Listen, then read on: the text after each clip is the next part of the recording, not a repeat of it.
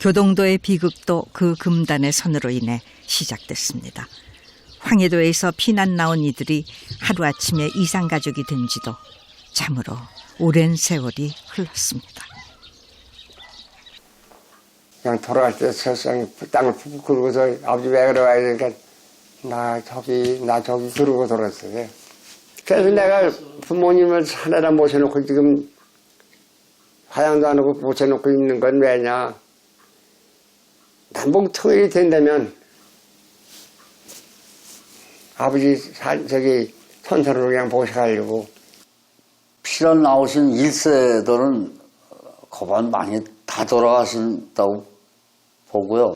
우리 어머니가 돌아가시기 전에도 한번 우리 딸을 보았으면 좋겠는데 그냥 죽으라 하고 그냥 그런 말씀도 하셨는데 저랑도 좀 한번 만나봤으면. 그들이 만날 수 있는 길이 열리기까지 휴전 이후 32년이 걸렸습니다.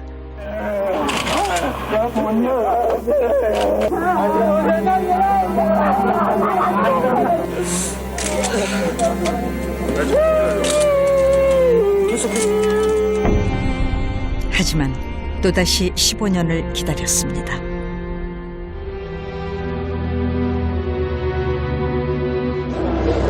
아버지!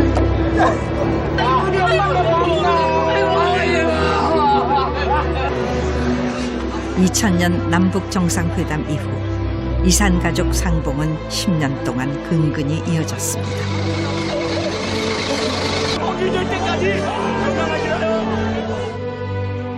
그러나 남북관계가 경색될 때마다 중단을 거듭해온 이산가족 상봉. 총 21차례에 걸쳐 이루어진 상봉은 일부 가족에게만 허락된 행운이었습니다.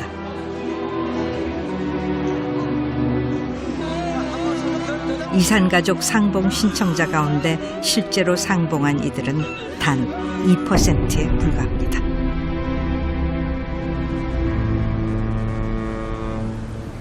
관광지로 사랑받는 강원도 속초. 이곳에도 분단의 상처가 고스란히 남아 있습니다. 38도선 이북에 위치한 속초는 한때 북한에 속했다가 다시 남한으로 수복됐습니다.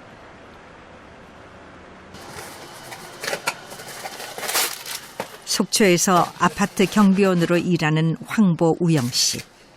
기구한 고향 땅의 운명 덕분에 그도 이산가족이 되었습니다. 그런 그가 요즘 사람들에게 인사를 많이 받는 데는 이유가 있습니다.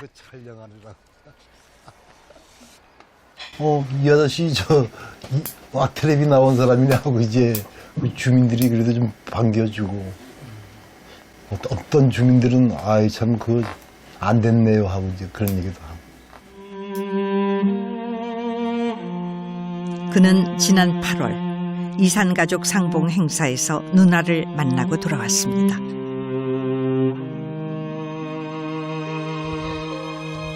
복권 당첨만큼 어렵다는 상봉이 성사된 그의 이야기가 궁금했습니다. 상봉 전까지 누나에 대한 기억은 돌아가신 어머니에게 들은 게 전부였습니다. 어머님이 살아생전에 늘 얘기하시기를 북에 누님이 계신다. 근데 살아있는지는 모르겠다. 누님이 14살 때 그 온산 방직 공장에 이제 그 돈 벌러 간다고 북에 들어갔는데 그때부터 행방불명이 된 거죠. 1950년 갓난아이였던 황보우영 씨와 어머니를 뒤로 한 채 원산을 향했던 누나. 그 길로 돌아오지 못했습니다. 허구한 날 이 살아생전에는 우리 군숙이가 살아있나 하고 그렇게 울고 그랬지. 누님 생일이 7월 7석 날인데 항상 해마다 7월 7석 날이면 그 정한수를 떠놓고 빌었지요. 사랑한다, 사랑한다. 평생 딸을 그리워했던 어머니는 돌아가시기 직전 고이 간직해온 무언가를 건넸습니다. 누나가 놓았다는 꽃차수였습니다. 어머님도 큰 딸을 보려고 뭐 일세에 돌아가셨으니까 한이 맺혔나 봐요, 그냥. 딸의 생일인 7월 칠성마다 올리던 어머니의 기도는 세상을 떠나기 전까지 이어졌습니다. 그렇게 10년이 흐르고 경찰분 3분이 와가지고 저한테 물어요. 혹시 북에 누님이 계신가고. 그래서 요번에 이상 가족 상봉을 가게 됐죠. 그게 7월 7일 날이에요. 7월 칠성날. 근데 묘하게 그게 그렇게 되더라고요, 일이. 누나를 만나러 가는 길, 가장 먼저 어머니 사진을 챙기고 유품인 자수도 잊지 않았습니다. 기적 같은 만남. 이 모든 것이 어머니의 기도 덕분이라고 믿고 있습니다. 기다림의 세월 만큼 설렘도 컸습니다. 식구들이 다 잠을 못 잤어요. 누나를 만나러 간다는 그 쾌감 때문에 어떻게 생겼을까, 어떻게 살았을까, 그것 때문에.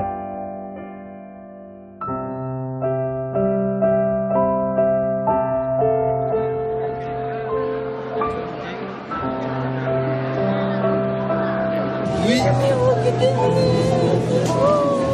이거 기억하세요, 누이? 이거를 엄마가 돌아가실 때 고이 간직하다가 저를 주셨어요. 이게 70년 만에 누이 찾아왔어요. 어쩌다 70년이 걸렸을까. 하지만 혈육의 정은 그 세월도 뛰어넘었습니다. 누님 첫 쌍봉에 들어오시는 거 보니까 우리 그 돌아가신 어머니하고 똑같더라고요. 그래서 전 내 누나인가 보다. 누님도 이제 그 저를 보고 너 피덩어리를 본 게 너가 70년 세월에 봤는데 역시 너하고 나하고는 피줄은가 보다. 어떻게 너하고 나하고 옆에 볼이 같이 닮았니. 어머니를 꼭 빼닮은 서로를 보며 잡은 손을 놓지 않고 못다한 이야기를 나눴습니다. 내가 물었어요, 누님 보고. 누나가 좋아하는, 여기에 대해서 좋아하는 노래가 뭐야 하니까 양양팔경이라는 노래를 불렀어요.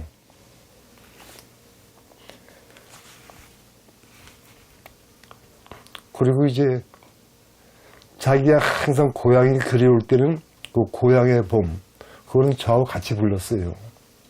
그걸 아마 수천 번을 불렀다지요. 뭐 고향 못 가니까 저 산꼭대기 가서. 꿈 같은 시간들이 흘렀습니다. 하지만 허락된 시간은 2박 3일 중 단 12시간에 불과했습니다. 한 15분 남겨놓고 이제 헤어질 시간이라고 하더라고요. 그러니까 뭐 그때부터는 뭐 울음바다가 된 거죠. 그래서 저는 그 누님이 타고 버스까지 쫓아갔어요. 내가 그 누님 차 버스 쫓아간 게 한 150m 쫓아갔을 거예요. 그 창가에 손 내밀면서 빨리 들어가라고 하는 그 모습, 지금도 그게 못 잊어요. 그게 마지막이었죠.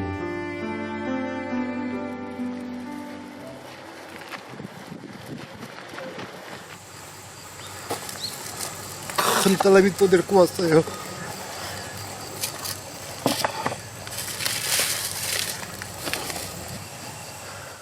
어머니가 기도하셔가지고 살아 계셨대요. 누나를 만나고 돌아와 가장 먼저 찾은 곳은 어머니 산소. 하늘에서나마 딸을 볼 수 있기를. 이제 아들이 할 수 있는 건 묘를 향해 사진을 두는 일뿐입니다. 하고 싶은 얘기 있으면 해보세요.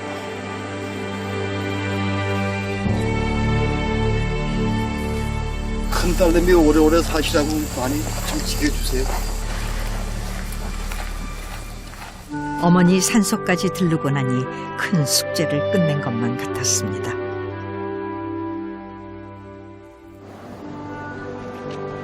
그런데 이상한 일이 벌어졌습니다. 당직 근무를 마치고 돌아와 밀린 잠을 자야 하는데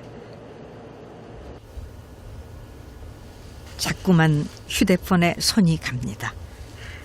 누나 사진을 보며 눈물 짓다 보면 뜬 눈으로 밤을 지새기도 합니다. 눈에서 아롱아롱한 게 지워지지가 않죠. 그지? 누님은 나이가 80대시잖아요.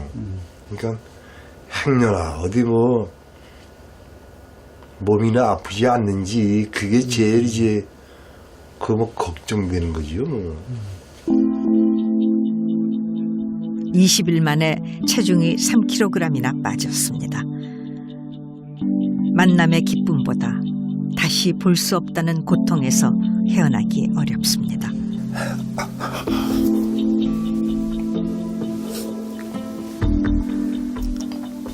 소가 도살장에 끌려가잖아요. 솔직히 자기가 죽는 거 알고 그 생각을 해보세요.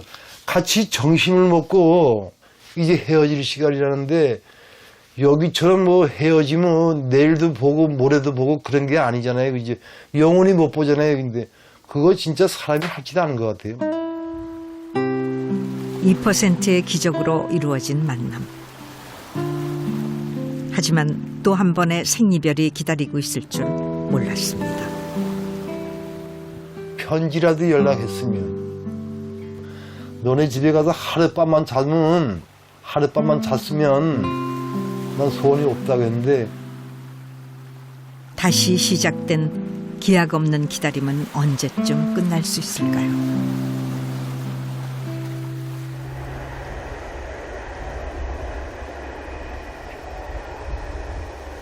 (6.25) 전쟁의 여파는 청주라고 피해가지 않았습니다. 백발의 이순규 할머니는 그의 20살의 새 신부였습니다.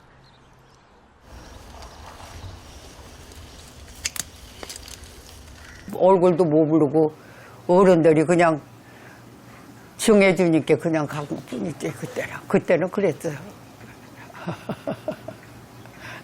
근데 마음에 드셨어요? 남자답게 생겼었죠. 얼굴도 크고 살도 찌고 그랬더라고. 듬직했던 신랑이 날벼락 같은 소식을 전한 건 결혼 7개월 만이었습니다. 그때 이제 6.25가 나고서로 열흘만 훈련받고 보내준다고 거짓말하고 데리고 간겨 몰래. 내가 울었더니 울지 말라고 달개구서로 그냥 돌아서서 간게 그 마지막이야. 7개월 살았는데 그때 임신 3개월 됐어. 그래가지고 그냥 돌아오지 않는 남편을 기다리며 혼자 아들을 낳아 길렀습니다. 함께 산 세월은 7달.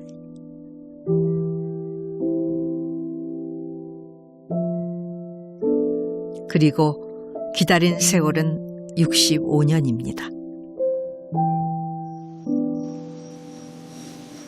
어려서부터 교육을 그렇게 받았고 한 번 가면은 그 집 귀신이 돼야 되고 그러고 아버지도 없이 키우는데 엄마 거 좀 없으면 어떡해. 그래서 그냥 아들 얼굴만 쳐다보고 사는 거죠.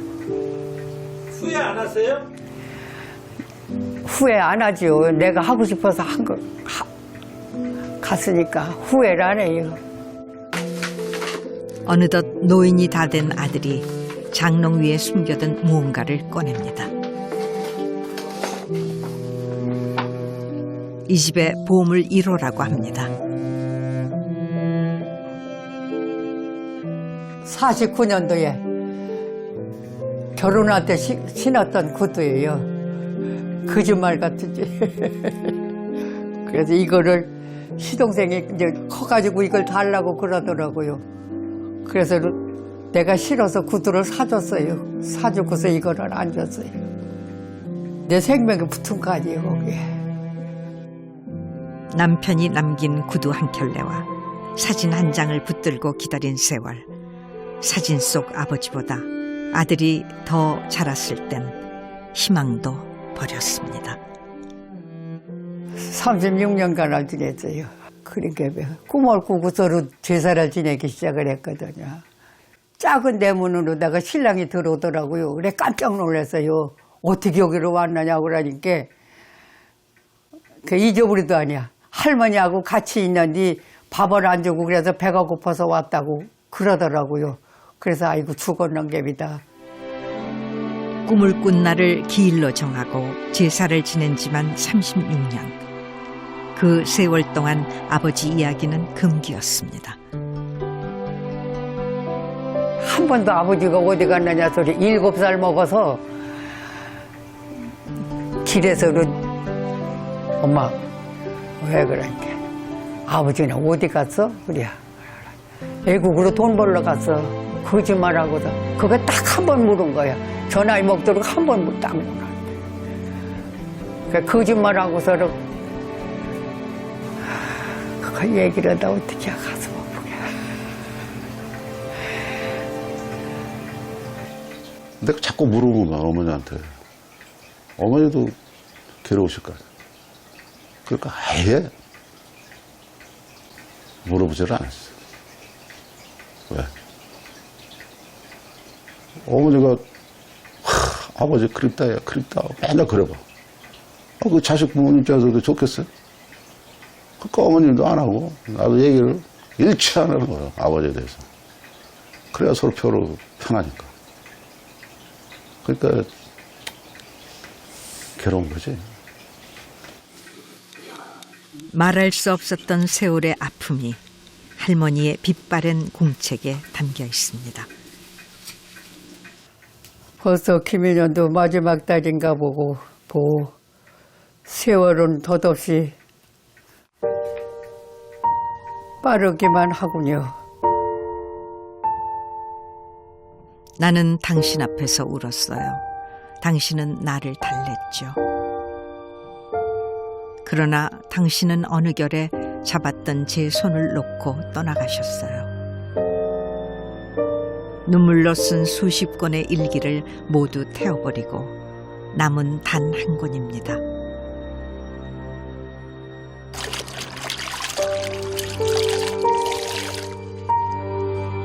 살아서 만날이라는 기대조차 버렸습니다. 어쩌면 그래야만 견딜 수 있었는지 모릅니다.